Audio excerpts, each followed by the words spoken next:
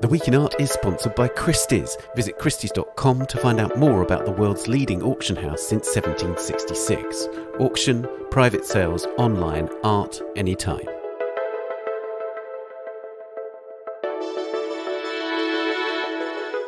Hello, it's The Week in Art. I'm Ben Luke. This week, Turkey and Syria as the countries reel from the devastation of the 6th of February earthquake. How can communities and agencies protect damaged heritage? Plus, Alice Neel in London and a Navajo eye-dazzler blanket in New York. As the death toll rises from the magnitude 7.8 earthquake in southern Turkey and northern Syria, I talked to Aparna Tandon from Iccrom, the International Centre for the Study of the Preservation and Restoration of Cultural Property. We discuss how culture is at the heart of the humanitarian response to the crisis. As the exhibition Alice Neel, Hot Off the Griddle arrives at the Barbican Art Gallery in London, I take a tour of the show's key moments with its curator, Eleanor Nairne. The only thing she's wearing are her glasses, and above her glasses is a raised eyebrow. And that raised eyebrow, even as I say it, gives me chills because it feels like she looks directly at us and is challenging us to meet her in this courageous space. And this episode's work of the week is a Germantown eye-dazzler blanket made around 1900 by a weaver from the Navajo Nation. It's part of a new show at the Bard Graduate Center in New York, shaped by the Loom Weaving Worlds in the American Southwest. Hadley Jensen, the curator of the exhibition, tells us more. Before all that, the new series of our sister podcast, A Brush With, continues. The latest episode is an in-depth interview with the pioneering performance and video artist Joan Jonas. You can subscribe and listen to the full back catalogue of 60 conversations wherever you're listening now. Do subscribe to this podcast while you're at it and leave us a rating or review on Apple Podcasts. Now, 10 days on from the earthquake in Turkey and Syria, the combined death toll from the disaster has now passed 41,000 and is expected to double, while millions of people have been displaced, exacerbating a refugee crisis caused by war in the wider region. And while the humanitarian crisis remains the priority for aid agencies, international institutions like UNESCO have begun to assess the effect on the heritage and culture of the two countries. But how do organisations balance the urgent humanitarian needs alongside the necessity to address the cultural effects of the disaster? Aparna Tandon is the director of a programme called First Aid and Resilience for Cultural Heritage in Times of Crisis at Iccrom, the International Centre for the Study of the Preservation and Restoration of Cultural Property. And I spoke to her about the relief efforts. Aparna, obviously I wanted to begin by talking about the fact that this is a humanitarian crisis and that's the priority at the moment. How does it compare to others that you've experienced in the past? I would compare it to the Indian Ocean tsunami and the multiple countries that were affected. And here the loss of life has been immense. And because of the ongoing situation in these two countries, especially in Syria, the fragility is there in the society and the social setup, and humanitarian aid has been delayed. So in that sense, it's a complex emergency through and through. Absolutely. And of course, Iccrom is, in a way, complex emergencies is the sort of territory where you can have an effect. So tell us about how you balance those things, the humanitarian aspect on the one hand and the cultural aspect on the other. Because, of course, a lot of people listening to this might say, well, who cares about cultural heritage when people are dying and, millions of people are displaced? So, yeah, in some ways, Iccrom has been working in complex emergency situations since 2010. After the earthquake in Haiti, where this country had UN humanitarian forces, even though there was no conflict going on at that time in 2010 in Haiti, and the population was devastated. The loss of life was immense in hundred thousands. There were basically no institutions running, as the culture ministry itself had lost the only building that it had at that time. So we had to go in with the help of the Smithsonian Institution, the US institutions, as well as UNESCO, and carry out a damage and risk assessment. And that's when we came up with this methodology, that's the First Aid to Cultural Heritage in Times of Crisis methodology, which is specially tailored to fragile country contexts or complex emergency situations where natural hazards overlap with conflict risk. And in these kind of situations, We train people and communities on the ground to respond, as well as we enhance the capacities of humanitarian aid agencies that are working on the ground to include culture in their responses. That's right. And you're very clear that there is an interdependence of the cultural and humanitarian assistance, in the sense that you can't give humanitarian assistance without bearing in mind that not only people, but their wider cultures are affected by such situations. Yes, absolutely. This earthquake, for example, has devastated an area of our world that is the center of much of humanity's shared ancient history. The area between Turkey and Syria forms an exceptional cultural landscape, providing concrete testimony to lifestyles and cultural traditions developed over thousands of years, over millennia. So we should not look at the affected communities as mere biological entities. They have more needs, they have complex societies, they were part of vibrant societies. So we need to understand how they were living, and they have this right to live with dignity. And part of living with dignity also means being able to enjoy your cultural life, being able to work with the support networks you develop as a society. Cultural heritage is part of that intricate social network, and culture is born of the people, by the people, and for the people. It's like a product of a society. So it cannot be seen as separate from humanitarian assistance, which is given in the immediate aftermath of a crisis. You give the example in a handbook that you wrote about this of Nepal, and the fact that local people in 2015, after the earthquake in Nepal, were seeking ways that they could enact their rituals effectively, and using those moments in a sense to automatically rebuild cultural heritage in order to, for instance, enter places of worship and so on. Yes, that's what we have seen. I'm right now in Japan, in Sendai, where there was a major earthquake and a triple disaster, in fact. An earthquake, a tsunami, and a nuclear disaster all together.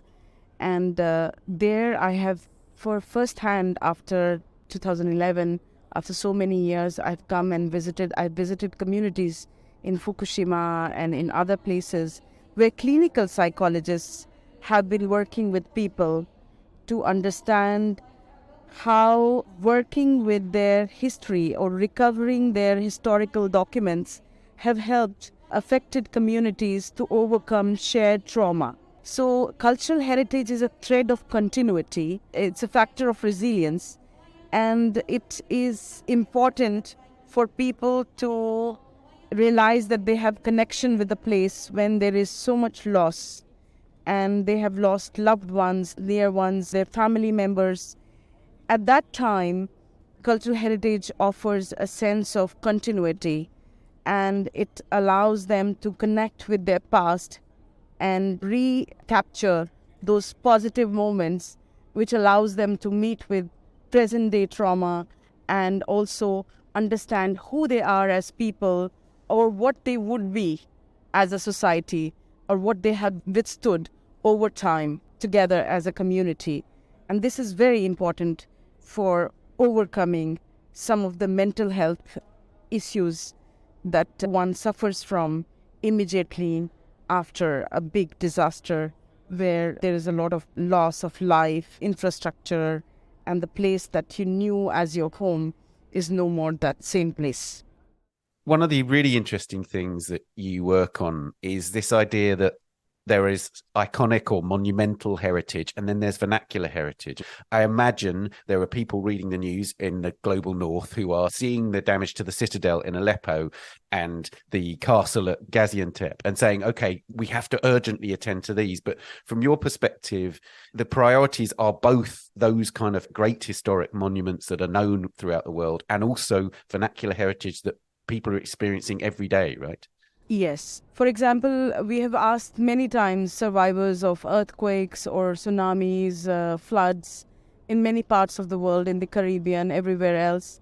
We asked them, so what would you take if you had only 2-3 minutes?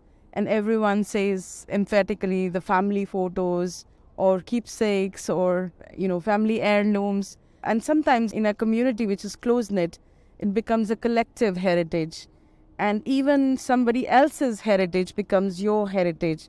So it's not so much about you, I, or everything. It's about collective identities, and it's about coming together as communities and having that social network. So vernacular heritage has a very definitive role, and this is what Iccrom is trying to do more with its first aid to cultural heritage methodology.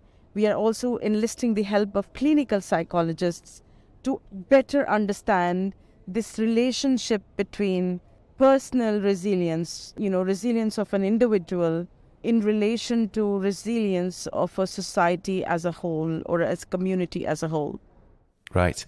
And in terms of how you respond on the ground then, how important is it to have local cultural first aiders, as you call them, people from those local communities who can help enact those restorative changes to the environment as you respond to the disaster? It's crucial. It's crucial, I would say, because we need people who are embedded in their local context and understand those nuances and understand what people prioritize as heritage versus what states prioritize as heritage. And of course, there is a relationship between national heritage and local heritage, but still you need people who can really understand what is crucial for a community's recovery. And at this moment, we also need to understand people who can then differentiate. For example, in Turkey or in Syria, in Gaziantep, places where we have conflicts, we also need to understand how working with one type of heritage would create imbalances as we recover as a society, or as we recover that particular community.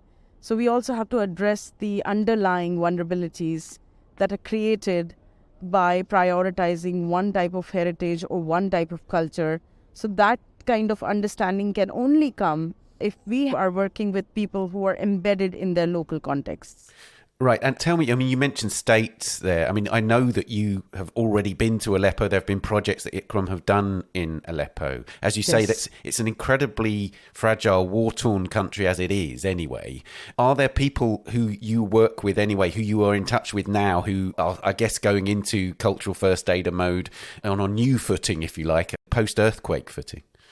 Yes, definitely. In both countries, in Turkey and in Syria, we have cultural first aiders that we had trained previously who are now working with Iccrom to analyze the situation as it unfolds, and are also setting up coordination mechanisms with other humanitarian aid agencies. These people, some of them are working with Directorate General of Antiquities, some of them are freelancers or architects or young people who were engaged earlier on in Aleppo in recording or documenting their heritage.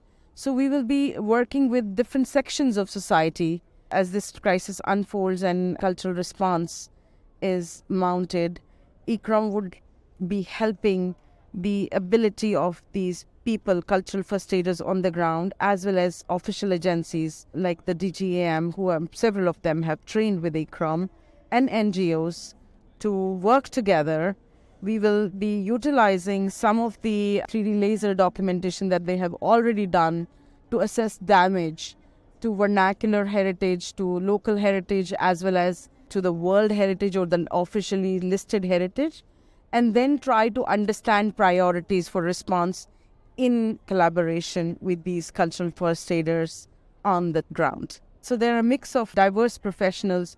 Some of them are working with humanitarian aid organizations such as UNICEF, but some of them are architects, some of them are community workers, and as I said, some of them work for the Directorate General of Antiquities of Syria, or on the other hand in Turkey. And how difficult is it? We've seen over the past few days how difficult it's been to get aid agencies into Syria to help with the displaced people and so on, and to the earthquake recovery efforts and so on.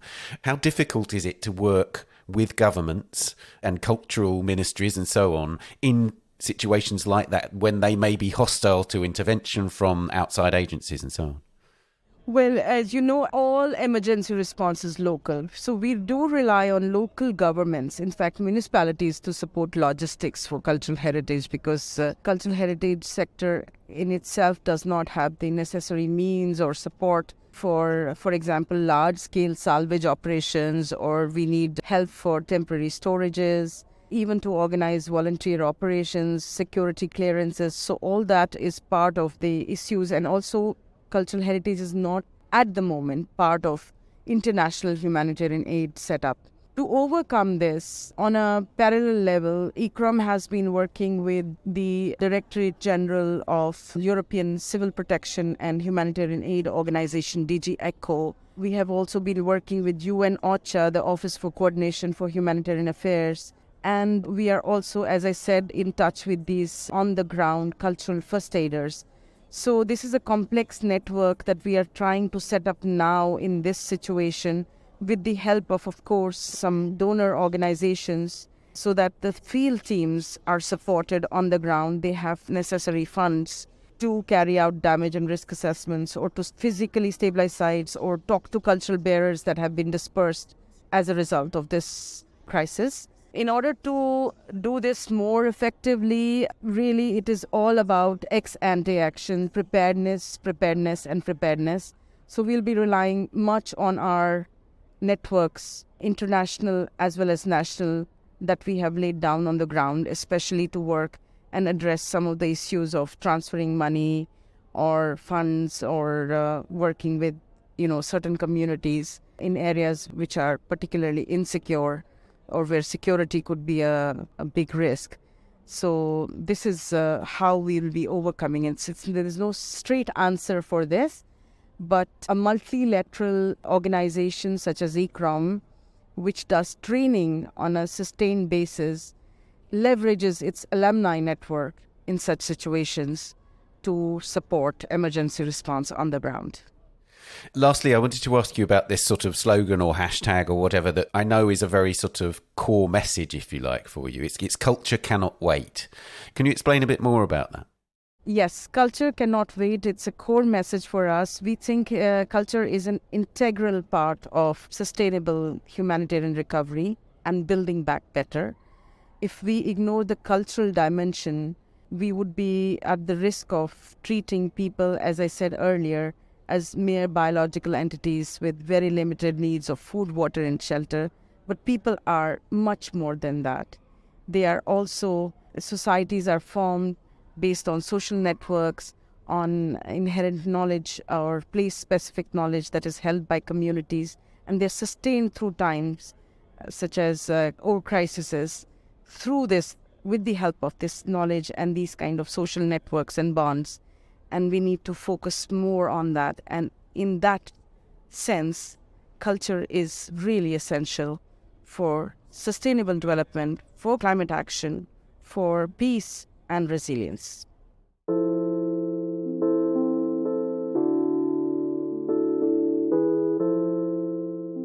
Aparna, thank you very much for joining us. Thank you so much for your interest in Ickrom's programs.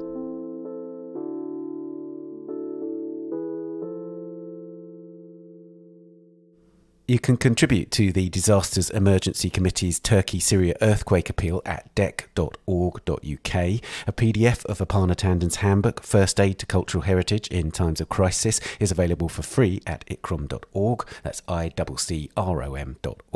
And you can read our reporting on the Turkey-Syria earthquake disaster at theartnewspaper.com or on our app for iOS and Android.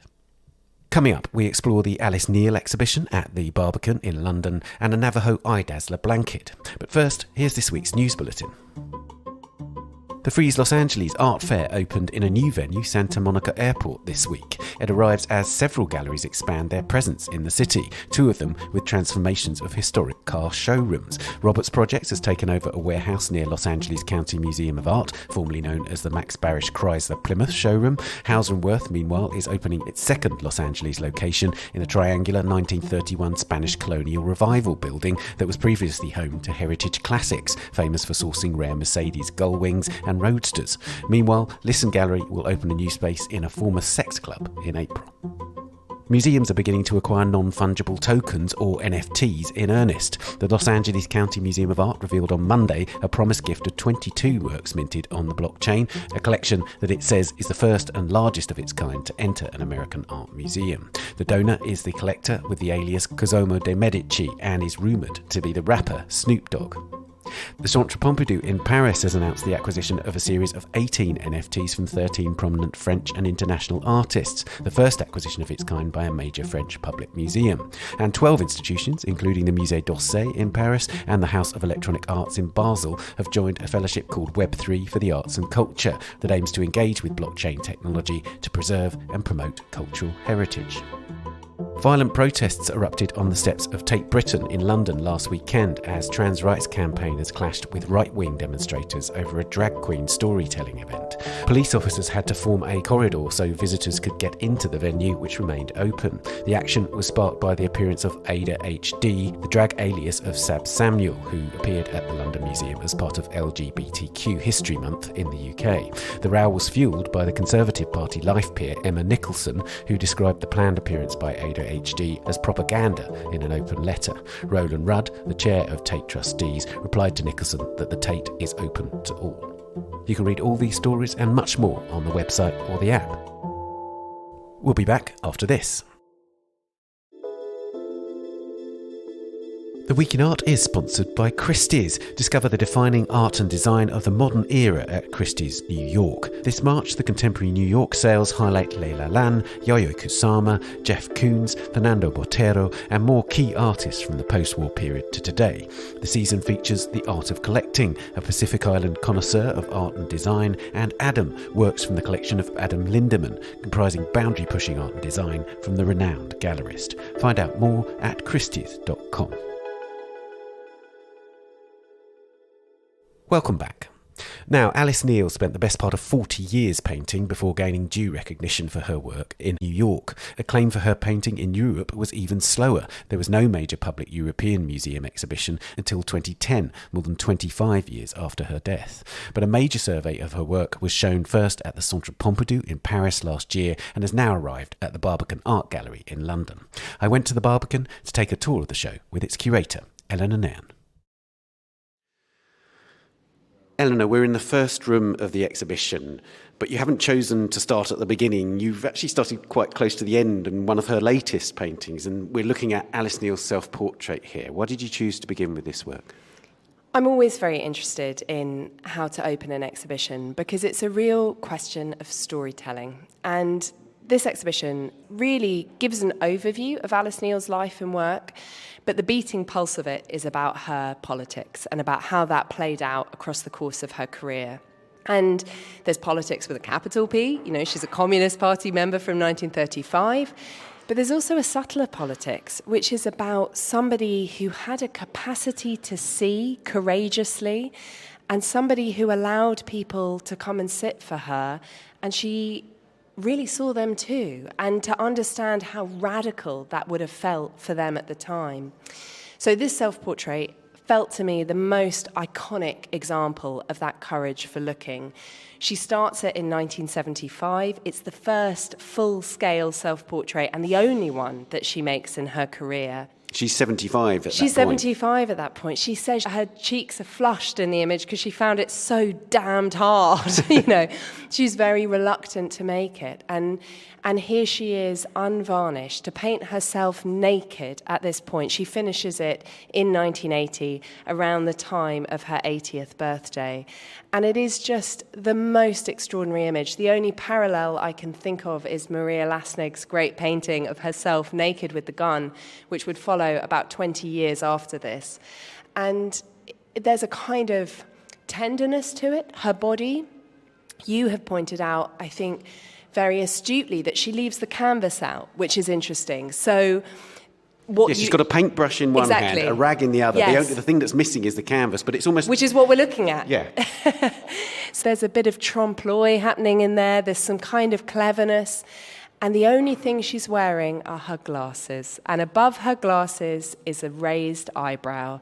And that raised eyebrow, even as I say it, gives me chills because it feels like she looks directly at us and is challenging us to meet her in this courageous space. It's really good because in a way what you get is her personality in many, many ways here. There's the toughness, this uncompromising character, which we'll hear more about because she had such a struggle through life. But on the other hand, there's the wit. She's famously witty. There's lots of delightful videos of her that you can watch online of her being funny and charming and everything else. And that arched eyebrow is a sort of an invitation, isn't it? It's, come on then, what do you make of this sort of thing? Exactly. And what do you intend to do? What brick will you put in the wall? Here's what I've done. What about you? So let's move on to some earlier pictures. So now we are moving quite a few years forward from the start of the show. She's had a period in Cuba, which on the one hand was a kind of moment of real emergence as an artist, where she begins to flourish as an artist, but then it ends in real tragedy, doesn't it, Eleanor? Tell us about that. Yeah, I mean, she's had that year in Cuba in 1925. She's had her first child, Santiana, with her husband, Carlos Enriquez de Gomez. And unfortunately, the child dies. She dies of diphtheria, and there's a kind of added pathos about that because it's just a year before they invent the vaccine that could have saved her life. The doctors at that time, of course, medical advice being very different from what it would be today, advise her to get pregnant as soon as she can. That's the remedy that they suggest. So I kind of wince at that as an idea on its own. And they have quite quickly a second daughter, Isabetta. But New York, you know, even at this point, just coming up to the kind of big Wall Street crash, you know, they are impoverished artists. They can barely afford to feed themselves, let alone a child. And Carlos decides in his wisdom that the best thing will be to take her to his family in Cuba. They are meant to follow on shortly afterwards. That doesn't happen. She proceeds very quickly to unravel. And she says this, we have this quote written on this wall, "I didn't do anything but fall apart and go to pieces." And you can really imagine, I think, how that might have felt. And what's kind of rather remarkable then about this point, she spends time in a suicide ward, she's in quite intensive psychiatric care, is that art becomes a method of recovery. So at first she says that she would tell some of the doctors that she's a famous artist. She'd had an exhibition in Cuba and they thought she was hysterical. And she thought this was funny, that they couldn't believe her. But quite quickly somebody recognizes that she has real talent and gets materials for her. And she begins, art becomes a method for her to work her way out of that hole, really. And she's in Greenwich Village at this time and she begins to paint the people around her, right? And we're looking at what is quite an extraordinary painting of Joe Gould. Who was Joe Gould? He's basically a Greenwich Village eccentric, right? He was absolutely an eccentric. So this room is about, as you say, the kind of Greenwich Village bohemia, and we are pretty much entirely surrounded by naked people. And I think there's something about her having gone through this psychiatric collapse and the idea of clothing feeling like such a pretense, you know, so fussy on the other side of that, wanting to present something incredibly raw. So here is Joe Gould with not 1, 2, 3, but 5 sets of genitalia. He was what was then referred to sometimes as a Greenwich Village bum. He was highly educated, had gone to Harvard, extremely intelligent, and kind of chose to live on the streets of Greenwich Village. And where others would throw him out, he would sometimes say, "Ship ahoy," as he arrived on Alice Neel's door. And she would give him clothes, she would feed him, she would spend time with him. I think she was very amused by him. And one of his key qualities was that he had a kind of pride in his sexual prowess, which is part of what she's very amusingly wanting to capture in this painting. But it's worth remembering this is a painting made in 1933. It's 13 years after women have gained the right to vote in America. This is a time at which, for a woman to make this painting, it is beyond the word radical. And it's not exhibited as a result of that for another 40 years after it's made, because people see it as so scandalous. It's astonishing, isn't it? And also it has a biography of its own, an intriguing element of biography, because a lover of Alice Neel's at that time basically slashes all her canvases, sets fire to works of hers in the studio, and we see the sort of stains of this process on that. It's singed. Exactly. It's the most appalling thing. So her lover, Kenneth Doolittle, who was a sometime opium addict, gets into a jealous rage over the attention she's receiving from other men, and one day goes into her studio and slashes and burns the vast majority of work that she's made up until that point. I think anyone who's an artist would shiver at the concept of that sheer destruction. And this is an example of a work that she decides to salvage, to hold on to continue to exhibit. But it means at the top of the painting, we're seeing this incredibly vivid scarlet and this quite sort of detailed comic face for Joe Gould. And at the bottom, we're seeing a canvas really kind of stripped bare by the flames. Let's move on to another painting made in New York a bit later in the 1930s. Now, one of the things that Alice Neel does is go onto the streets in all sorts of ways. She is painting the streets, she is painting people, but she's also painting really important, radically political moments in that time. And here we're looking at a protest. Tell us what this painting depicts. So this is a painting called Nazis Murdered Jews, and that statement is emblazoned on a placard that's being held by these protesters at the front of the painting. And it's a painting she made in 1936 after she'd attended a torchlit parade organised by the Artists' Union, wanting to, speak out against this alarming rise of fascism. Of course, they are thinking about Germany, but they're also thinking about Spain. She's joined the Communist Party just a year before in 1935. Many members of the Communist Party are themselves fighting in Spain at that time against Franco and the regime. And I think what's remarkable about this period of her work is that she pivots from making these very radical nudes like the Joe Gould that we were looking at because she's part of the WPA program. So the WPA program, started by Roosevelt in this period to alleviate unemployment amongst artists, is a complete lifeline. I mean, they are literally on the breadline, and suddenly making art can become waged labor.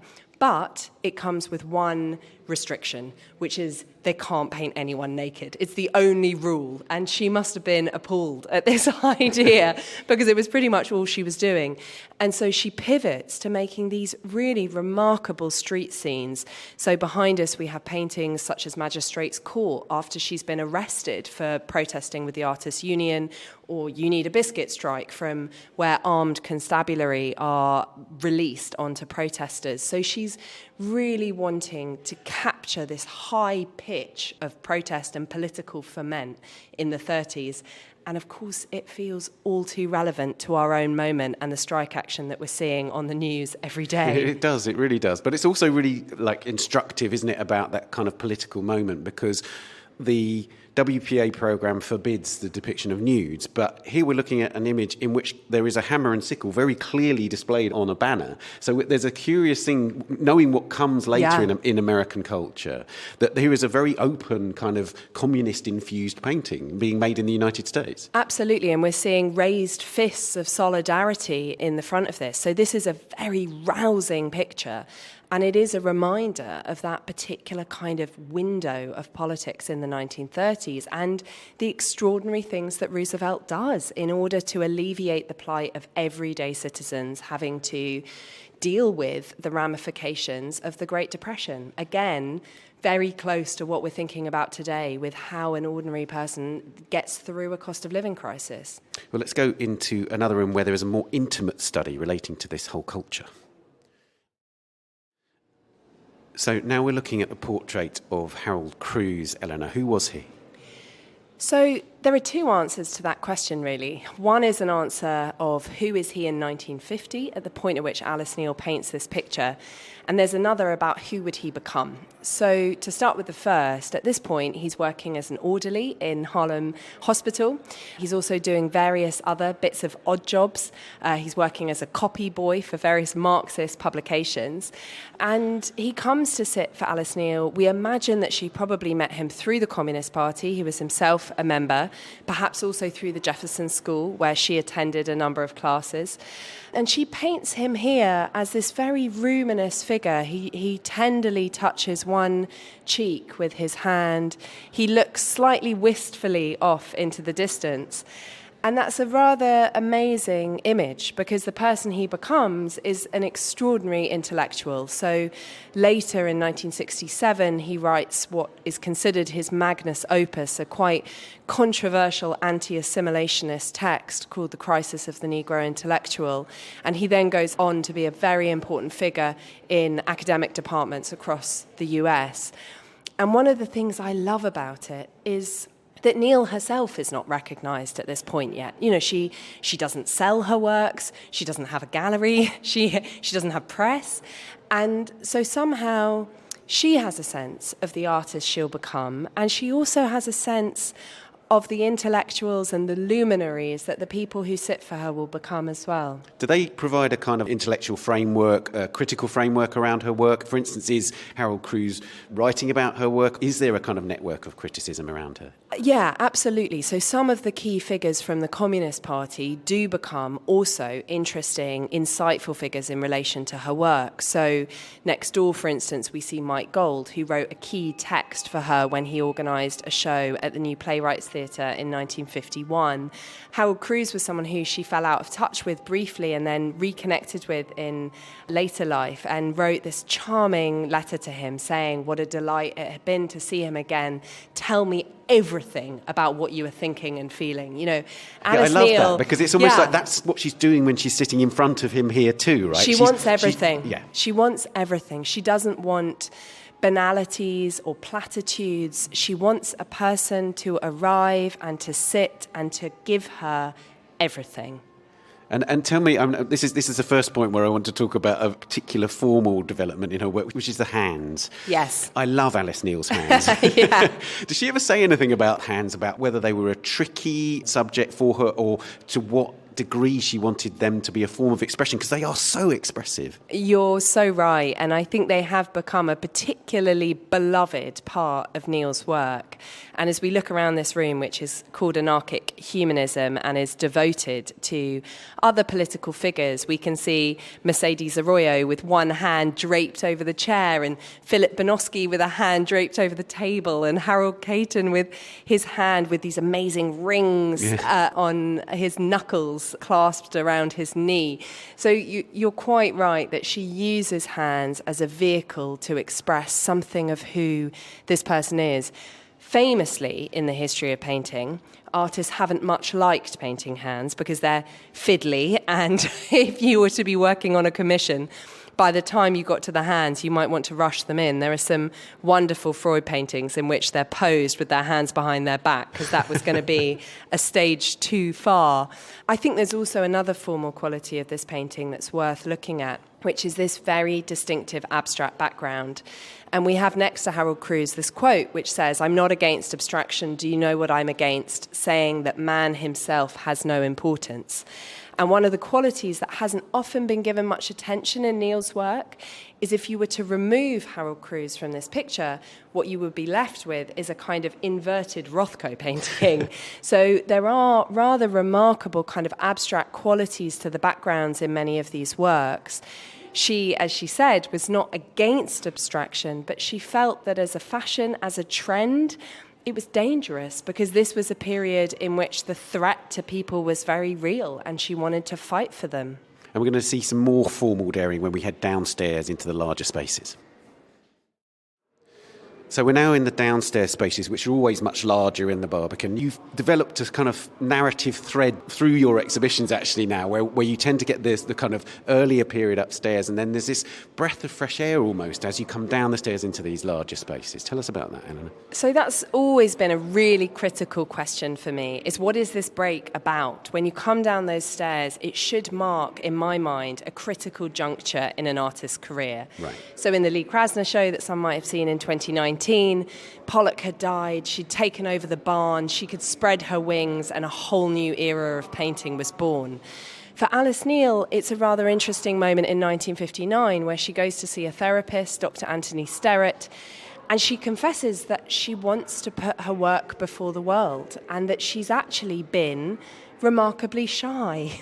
And he helps her to build the courage to do that. So that begins with the Frank O'Hara portrait, which we show first, the first sort of more celebrated figure from that period that she paints. And it continues with some of these other remarkable paintings we have in this space from the 1960s, which range from someone like the taxi driver Abdul Rahman, who's on the far left of that wall, to Gerard Malanga, who was the great kind of factory star and poet. Yeah, absolutely. And there are two things that really strike me when I enter in this room. One is the scale goes up. The canvases are bigger. But then also there's a sort of daring formal thing about leaving stuff out. And we've seen that in the self-portrait as well. There are blank areas of canvas. And here we're seeing that in its most extreme form, aren't we? And this is a portrait of James Hunter from 1965. Absolutely. So this is a really important formal development in her career. So this is a rather extraordinary story of a young man called James Hunter who comes to sit for her in 1965. He sits once. It's very unusual. If we think of a painting like the fabulous new John Perrault, that took 17 sittings. So she begins by painting his head. She sketches in the rest of the body and the chair. And he is then drafted into the Vietnam War, so he is never able to return. And she decides that she wants to leave the painting with the rest of the architecture unfilled in, and that this will be her statement about the unknown future of so many of these young men, especially young Black American men who were drafted into that war at that point when Lyndon Johnson is wanting to escalate troops on the ground. We were talking a bit earlier about some of the archive research that's gone into this show. I've had great fun raiding through FBI files, census records, doing oral histories with family members, trying to tell new stories about some of the people who sat for her. And one of the most urgent questions was, what became of James Hunter? Of course, it's a very common name, and we worked with some of the war museums in the US to be able to trace all of the draft and military records and found a match for a man called James Leroy Hunter who did survive Vietnam. So that was one of the most remarkable things to discover in the making of the show. And we've hung this work on its own wall, on its own colour, as a kind of separate space because it is such a distinctive moment both for him and for her career. So let's go and look at a much more famous sitter now. So now we're looking at arguably Alice Neel's most famous portrait, I would say, and it's of Andy Warhol. But this is not celebrity Andy, glitzy Andy, is it? Absolutely not. And one of the things that's so striking about this painting is here is a man who described nudity as a threat to his existence. I mean, there is arguably no one who was more vain in that New York underground scene than Andy Warhol. And yet here he is with his shirt off. He's revealing those terrible scars from the assassination attempt by Valerie Solanas. He's wearing a surgical corset, which appears almost like a cummerbund in this image. And then almost as if to set off that naked flesh, he's wearing these brown trousers and these smart, shiny brogues. There's a great Dylan Moran line where he describes the French as being naked from the waist down to emphasize their nakedity. And I often think of that in relation to this, that we have lots of other paintings in this room of fully naked figures. And somehow the fact that Warhol is ambivalent, he's half dressed, including shoes, and half laid bare, only accentuates the extraordinary vulnerability. And of course, his eyes are closed. You know, for somebody to sit for her with closed eyes is such an act of trust. It's really a remarkably tender image. Given the sort of violence that has been visited on his body, the face is extraordinarily beatific, isn't it? It's an image of calm. And when I reviewed it, I said I felt that it was almost like a death mask. There is something kind of deathly about it because you see these terrible scars. And, you know, read any doctor's report and they say it's amazing that Warhol survived. It's extraordinary. You really see that here. And for him to have that kind of tranquility that you're pointing to in his expression, I think gives us an insight into what Neel was able to do in the studio. She never has a professional studio space, even when she can afford one. She invites people into the clutter of her domestic life. She wants them in her home. And then many of her sitters describe how her talk was a way of sort of lulling them. All the time she would be talking to them about her life, about her victories, her conquests, and all the time asking them questions. And somehow Warhol seems to be serene in the midst of all of that. And we also feel that he knows he is being held by an artist he admires. He knows that whatever painting comes of this, it's by an artist he admires. And Alice would urge people to remove their clothes, but is it right that Warhol himself suggested that he took his shirt off or took his top off? I think we don't have that much clarity about the exchange in the sitting. And you know, what Neel really wanted was a person in a kind of unvarnished or unpretentious way. So, yes, we have examples. Cindy Nemtzer and Chuck behind us is a great example of where Cindy Nemtzer gives this account of her saying, "Oh, you don't want all that Mickey Mouse jewellery." She tells Chuck that he looks like a dentist wearing that terrible pinstripe suit. So she was very good at luring people out of their clothes when she wanted to. But Mary Garrard, who's just next to that portrait, comes in from the cold in her scarf and her hat and her pea coat, and Alice Neel says, "I want you just like that." So in a way, it's not really about the clothing. It's about the fact that she's trying to capture a person before they've arranged themselves. That's really interesting. You talked about the setting, that she invites people into her apartment. One of the lovely things about this room, I think, is the way that you see the different treatments of that apartment. There's a stripy chair that reappears. Warhol is sitting on a kind of couch where it's barely described, it's just lines, but in others you get to see it looks like a leather couch or a suede couch or something like that. But I love that you feel that, you know, it's her terrain all the way through. Definitely, and that's one of the many ways in which I think we could say these are dual portraits. They are a portrait of the sitter and they are a portrait of Neel. And you cannot ask one person to open up. Part of what's so thrilling about these works is that they are about human exchange. They are about a gaze being met and returned. They're about a person being hosted in another person's home. There's a kind of reciprocity to them, which feels just like it glows out of these. And one of the things I wanted for the exhibition, you know, we're in a room that is not hung on a white wall, as most Alice Neel shows have been. There's a lot of character to this show. But I also wanted it to be homely in certain ways. I wanted people to feel like they were being invited into a personal space. I wanted to ask you about one more formal thing, which is so delightful, and I know artists love this. It's the blue lines. Yes. I know Chantal Joffe loves the blue lines. Yes. Did Alice Neel ever describe why blue lines around the figure were so important to her? And Warhol, you really see it. You see it in the self-portrait and so on.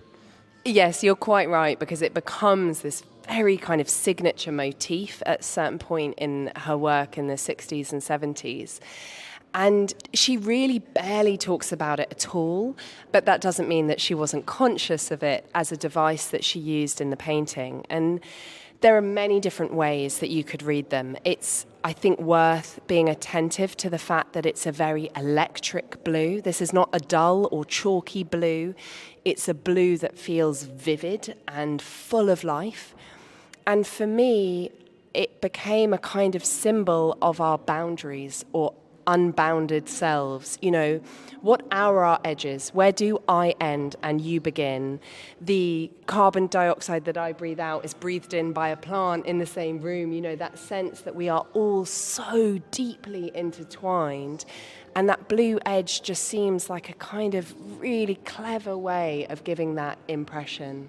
Lastly, I wanted to just reflect on this wonderful thing about Alice Neel's work, which is it feels like, of course, depictions of people in history at periods of time and so on, but it's so alive and it's so ahead of its time in its diversity, in the way that she'd approach race and class and sexuality and everything else so openly and so much unlike so many of her peers, for instance.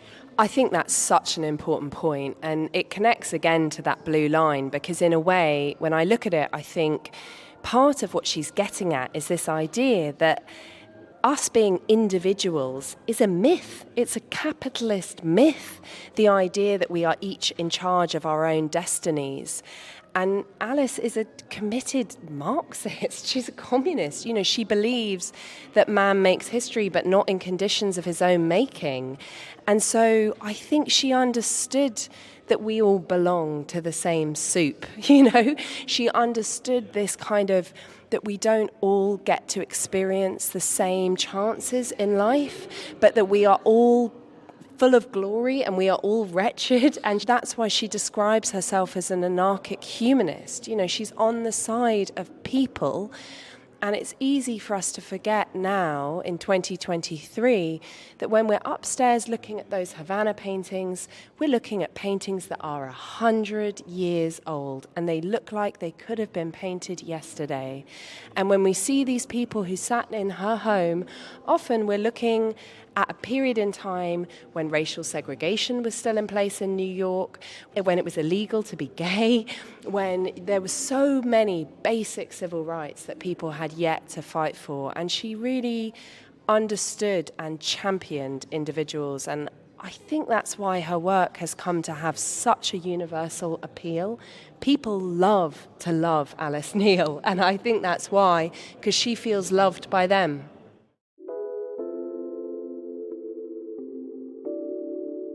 Eleanor, thank you so much. Thank you.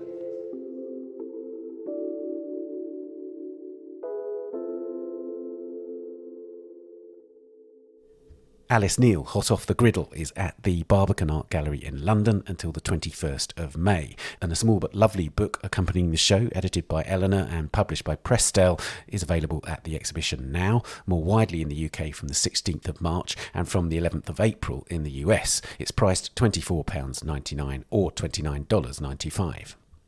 And finally, it's time for the Work of the Week. Today, the Bard Graduate Centre in New York opens the exhibition shaped by the Loom, Weaving Worlds in the American Southwest. It's the first show to explore the American Museum of Natural History's historic collection of textiles made on the Navajo Nation, by the Diné, as the Navajo people call themselves. Among the items in the show is a Germantown blanket known as an eye-dazzler, made around 1900. Hadley Jensen is a postdoctoral fellow in museum anthropology at the Bard Graduate Centre and the American Museum of Natural History, and she's curated the show alongside the Diné master weavers Linda Teller-Peet and Barbara Teller-Ornelas. Jensen told me about this vividly coloured blanket. Hadley, to begin with, I'd like you to tell us more about the Navajo Nation and the terminology around the Navajo Nation. The Navajo Nation is actually the largest sovereign nation in the U.S. It spans about 27,000 square miles across New Mexico, Arizona, Colorado, and Utah. And is it right that the Navajo Nation broadly actually corresponds to the land that was occupied by those people before the settler colonialists arrived? The Navajo Nation currently refers to the sovereign nation, but previously there was an ancestral territory that the Diné occupied and were then moved to a reservation that was a government-sanctioned reservation. And now they occupy what was a large portion of the ancestral territory that they originally held. And the term Diné, that's an original term from the Navajo language. And is it interchangeable, or what do the Navajo people prefer to be called? So Diné is how the Navajo people refer to themselves. We use it in the exhibition to refer to people, to culture, but we often use Navajo somewhat interchangeably, but we use that more often to refer to objects or artworks. And we're going to explore one such object now, and it's an intriguing piece. It's made in 1900, and it's a Germantown blanket. What does Germantown mean? I mean, it's hard to choose one favorite piece, but when I first started to explore this collection in 2018, this particular piece stood out to me just because of the vibrant colors and patterns. So this item was made with Germantown yarn, which was produced by an Eastern mill and first made available to Diné weavers in 1868 and 1870. So the blanket is made by a Diné artist, but the yarn itself was manufactured by an Eastern mill. And how local, if you like, how unique to the Diné people were the colours, the dyes that inform this amazing, vivid colour that we see when we look at this particular object? Earlier Navajo weavings were primarily made with more muted colors of natural wool or cochineal and indigo, which are the kinds of deep crimson and reds that you find in some of the earlier weavings, and dark blues, of course. And so Germantown yarn provided a new color palette for Diné weavers to work with that really allowed them to expand the kinds of designs and patterns that they were creating. And this is referred to as an eye-dazzler. And is it right that that's a very particular group of works that are called eye-dazzlers? Even though there are others that dazzle the eyes, the eye-dazzlers is a very select group. Is that right? Correct. That term refers to weavings that were created beginning in the 1880s. And it's an aesthetic that refers to this combination of zigzag patterns and very bright colors. Right. And it really is dazzling experience, and it makes me think about all the different properties that were later used in abstraction, for instance, and in optical art of the 1960s and so on. These extraordinary effects of layering of colours and using the particular techniques of the loom to illuminate these incredible combinations of colour and shape.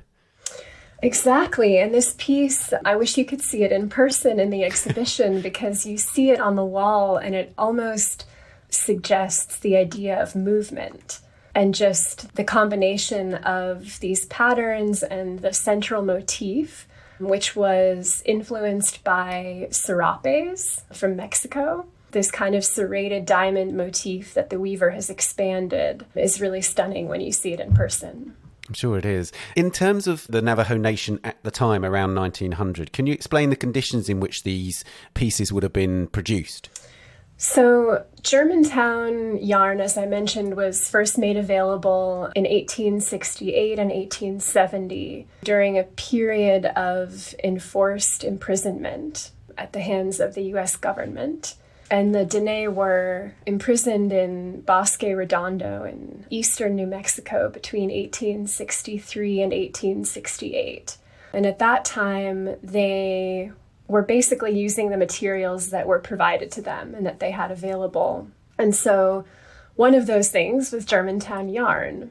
And so that is how Germantown blankets were originally developed following this period at Bosque Redondo. And then they were moved onto a reservation. They successfully negotiated a treaty with the U.S. government called the Treaty of 1868. And this period of Navajo weaving is so interesting because it wasn't influenced by traders or trading posts, and it was an aesthetic that was really developed by Diné weavers in response to new materials and design influences. And how would the blankets be used on a day-to-day basis, or were they much more, for instance, ceremonial, or were they mounted as sort of aesthetic objects? Or weavings were made for community use as wearing blankets, and then the train and railroad tourism came into New Mexico in the late 1870s and 1880s, and that really changed the market for Navajo weaving. And so weavers were very adept at responding to market demands. And so this particular weaving is part of the U.S. Hollister collection at the American Museum of Natural History. And that's a particularly well-known collection. Hollister actually published a catalog of these weavings in 1903. And this piece is illustrated in that 1903 publication. Is it right that this and other objects have not been on display for a number of decades? That's correct. Actually, not since they were accessioned by the museum in 1910 and 1911. Why? Well, they have more or less been in museum storage because the American Museum of Natural History has many different exhibition spaces, but they had a Southwest Hall that closed in 1960. and was never reopened. So a selection of their Diné or Navajo weaving collection has been seen in the Southwest Hall, but for the most part, it's been in museum storage. And that's why this exhibition is such an extraordinary opportunity to display weavings, of course, for the public, but also for Diné artists to reconnect with what they feel are the living legacies of their ancestors. Absolutely. One of the things that if you're not in the US and you don't have a familiarity with how museums are structured, etc. in the US, you might wonder, why is this not in the collection of the Met as opposed to the American Museum of Natural History, for instance? And I guess that might suggest a sort of an attitude towards the culture of the Native American peoples that it seems to me to be pretty problematic. Yes, we could have a long conversation about that, but it's interesting because the Met did have their own collection of Navajo weavings that were transferred to the American Museum of Natural History. And so, based on collecting practices at the time, the AMNH was trying to acquire as many items as they could in the 1880s, 1890s, and around the turn of the century. So their curators were actively collecting, especially in the Southwest, sending expeditions. But it's interesting that some of these items were cataloged as fine art objects and others were considered sort of ethnographic specimens. It tells us a lot about the kind of museological decisions that were being made in that period, right? Exactly, in the cultures of collecting and display. Absolutely. So tell us more about the show then. This obviously is one item of very many. And is it right that you're bringing it right up to the present day and looking at people using these traditions to make contemporary objects? Yes, so the majority of the weavings in the exhibition are from the AMNH's historic collection, and those items date from about 1850 to 1910. But a key component of the exhibition has been to create these connections between historical and contemporary works to reveal the continuities and transformations that are inherent in Navajo weaving as an art form, but also as a cultural practice and a lived experience. And you also have photographs by Raphael Begay, who's a Diné photographer, accompanying the images, the other objects in the show, right? Yes, so we have a selection of Begay's photographs, and we also have a series of digital prints that I commissioned for the exhibition by a New Mexico-based artist named Darby Raymond Overstreet. The first floor is designed to really immerse people in place and to offer a larger cultural context for the items on view.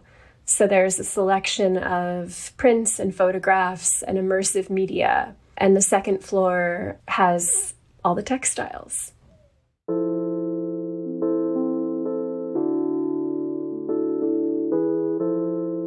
Well, Hadley, thank you so much for joining us on the podcast. Thank you for having me. It's been a pleasure.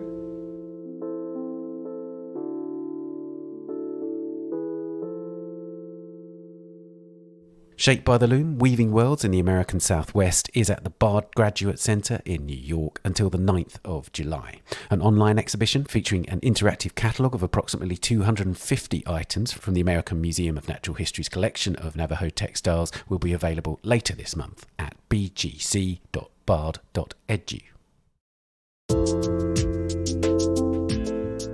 And that's it for this episode. You can find us on Twitter at Tan Audio and on Facebook and Instagram, of course. The Week in Art is produced by Amy Dawson and David Clack, and David also does the editing and sound design. Thanks also to Daniela Hathaway and to our guests, Aparna, Eleanor and Hadley. Thank you for listening. We'll see you next week. Bye for now. The Week in Art is sponsored by Christie's. Visit christies.com to find out more about the world's leading auction house since 1766. Auction, private sales, online, art, anytime.